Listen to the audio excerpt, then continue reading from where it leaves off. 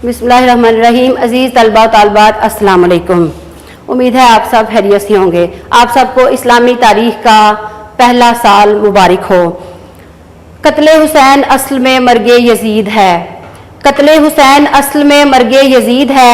इस्लाम ज़िंदा होता है हर करबला के बाद।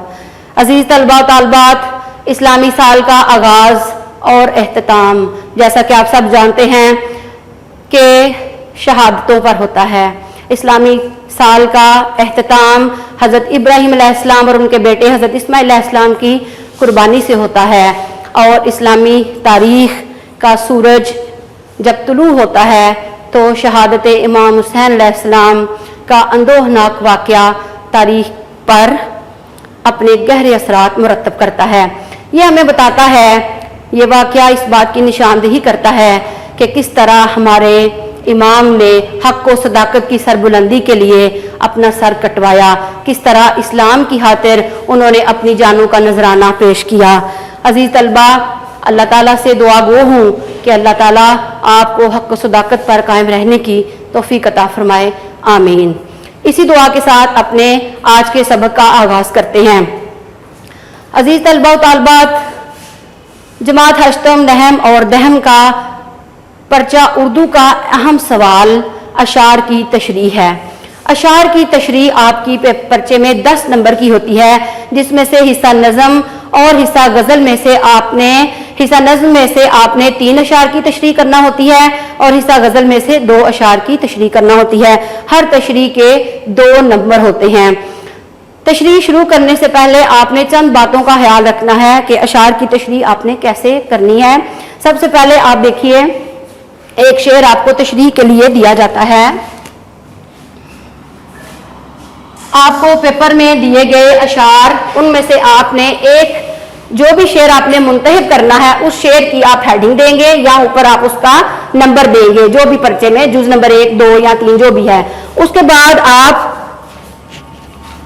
वो शेर अगर आप पूरा लिखना चाहते हैं तो लिख लें, अगर नहीं तो आप उसका नंबर दे दीजिए इस तरह से। और उसके बाद अगर आप शेर लिखना चाहते हैं तो ऊपर मैं आपको मिसाल के तौर पर शेर बता देती हूँ।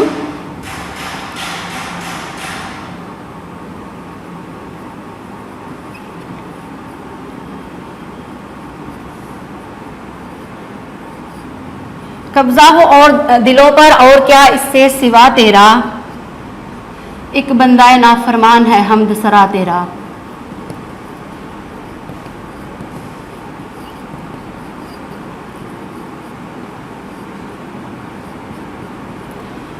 अब सबसे पहले आप जिस शेर की तशरीह करना चाह रहे हैं, यानी तशरीह तलब शेर, आप सबसे पहले देखेंगे कि वो किस नज़्म से लिया गया है। सबसे पहले आप लिखेंगे नज़्म का उन्वान।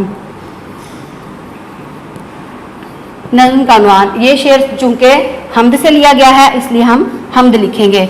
उसके बाद शायर का, जी अजीज़ तलबा तालबात, नज़्म का उन्वान लिखने के बाद आप लिखेंगे शायर का नाम।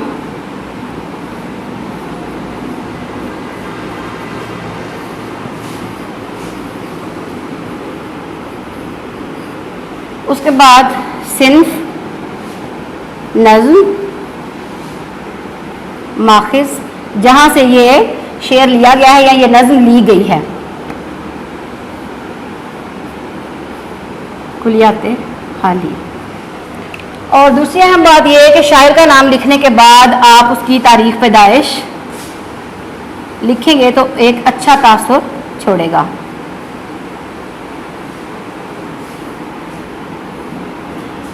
उसके बाद आप जो आपको दिया गया शेर है, मतलूबा शेर है जिसकी आपने तशरीह करनी है, उसकी आपने मफ़हूम बयान करना है। मफ़हूम बयान करने का मतलब है कि शेर को आप नसर की सूरत में लिखेंगे, यानी 2 से 2.5 लाइनों में आपने उस शेर को नसर की सूरत में बयान करना है कि इस शेर में शायर क्या बयान करना है, यानी असल मुद्दा या मकसद जो है वो शायर का, वो बात करने का क्या है, वो आप लिखेंगे।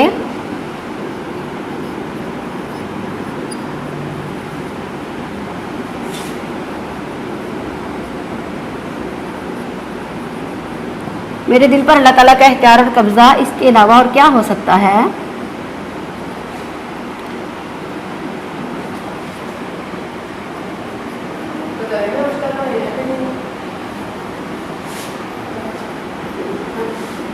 ایک نافرمان بندہ بھی حمد سرا ہے۔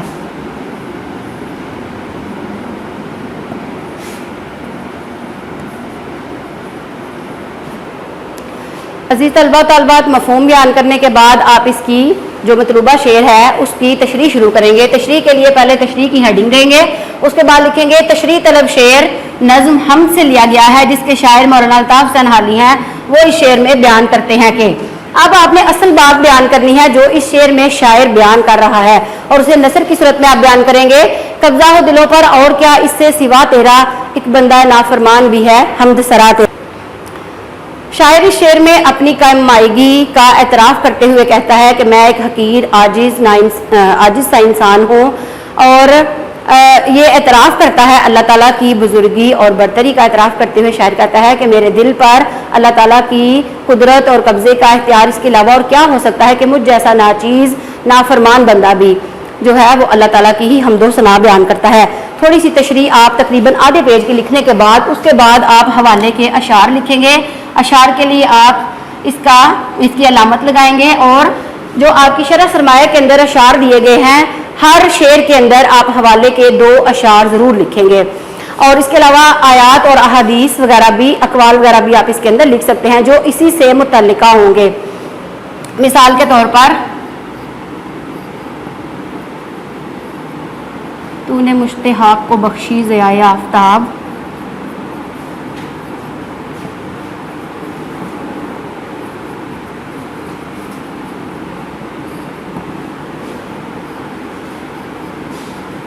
اے خدا تیرے کرم کی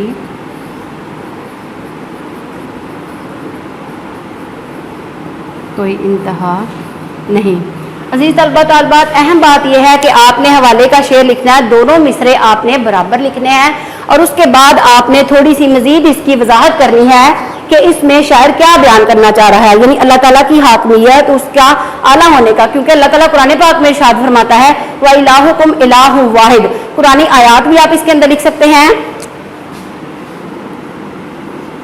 کہ تمہارا معبود الہی جو ہے وہ ایک ہی ہے۔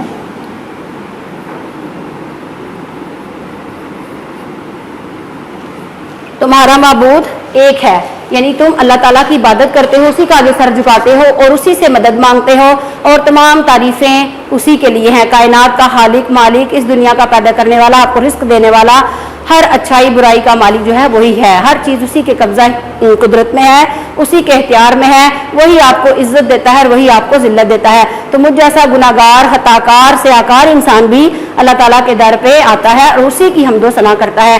انسان اس دنیا کی آسائشوں میں پڑھ کر جتنا مرضی گمراہ ہو جائے، لیکن پھر ایک در ایسا ہے کہ اسی کے در پر آپ کو آ کر سکون ملتا ہے۔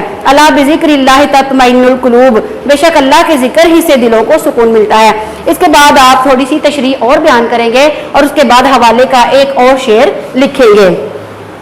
حوالے کے 2 اشعار لکھنے کے بعد آپ نے شعر کے اوپر اختتام نہیں کرنا، بلکہ دوسرا شعر لکھنے کے بعد 3-4 لائنوں میں آپ نے تھوڑی سی وضاحت اور کرنی ہے۔ کم سے کم آپ کے 2 صفحات پر مشتمل ایک شعر کی تشریح ہوگی، تو آپ کا یہ 2 نمبر کا سوال جو ہے وہ مکمل ہو جائے گا۔ عزیز طلبہ و طالبات، اس میں آپ نے حوالے کے اشعار لازمی لکھنے ہیں، اور ان کی دونوں لائنیں آپ نے دونوں مصرے میں نے آپ کو بتایا ہے، یہ ایک مکمل شعر کی علامت ہے، اور اگر آپ ایک لائن لکھتے ہیں تو اس کی علامت ہے مصرے کی چھوٹا سا آئین آپ لگا دیں گے۔ تو امید ہے کہ آج کا سبق آپ کو اچھے طریقے سے ذہن نشین ہو گیا ہوگا۔ 2 نمبر کے سوال کے لیے آپ کو اتنی زیادہ محنت کرنی پڑے گی، تب آپ کو جا کر 2 نمبر ملیں گے، اور آپ کا جو پیپر میں سوال ہے اسی طرح کے آپ نے تشریح کے جو 5 اشعار ہیں ان کی تشریح کرنی ہے، 3 حصہ نظم میں سے اور 2 اشعار حصہ غزل میں سے، تو کل آپ کے ملا کر یہ 10 نمبر کا ایک سوال مکمل ہو جائے گا۔ جی عزیز طلبہ طالبات، آپ کا گھر کا کام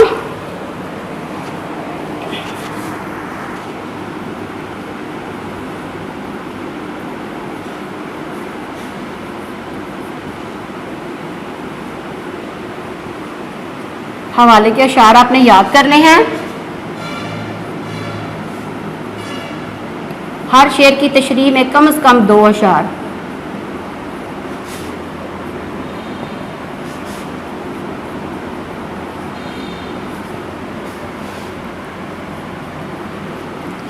ان کی لکھنے کی مشق کریں۔